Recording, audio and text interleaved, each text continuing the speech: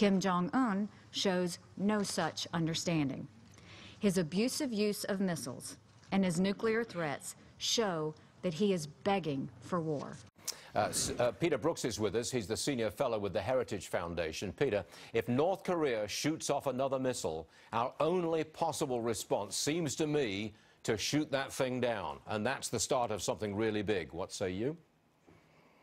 Well, if we feel like a missile launch is a threat to us, whether it's Guam, the continental United States, our troops overseas, we should shoot it down. But there's a lot of things that could be done before that, and there's a lot of things that could be done after that. Wait a second, Peter. We've said, how many times have we said that we would respond vigorously if they do something else? I mean, we've said this before, several previous missile launches. We can't let another missile launch go now and do nothing about it militarily.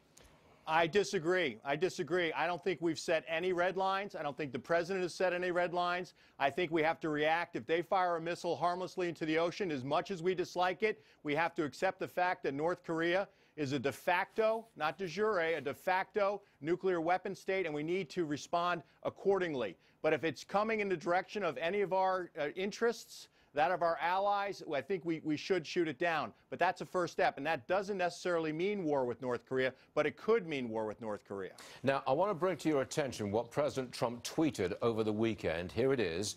The United States is considering, in addition to other options, stopping all trade with any country doing business with North Korea.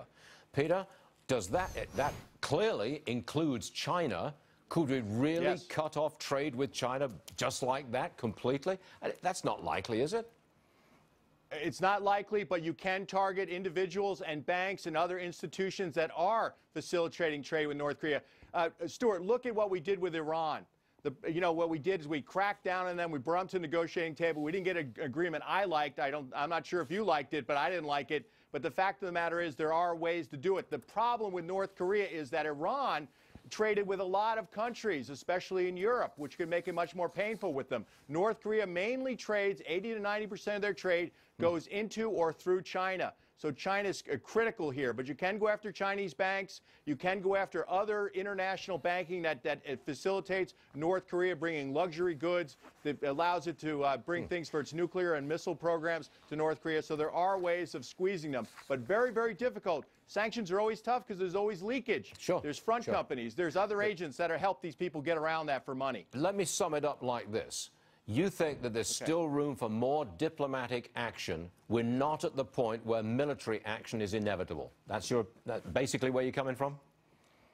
Yes, diplomatic and economic. There are security actions short of war that we can take against North Korea. But I do not believe that North Korea is going to give up their nuclear weapons program. The fact is we have to rely on deterrence. And they're understanding that if they pick a fight with us, it's going to end very badly for them. They need to understand that. But there are a lot of options out there, but getting to roll back this program is almost, I think, impossible. Well said. Peter Brookes, Heritage, thanks for joining us, sir. Much obliged to you. Thanks for having me.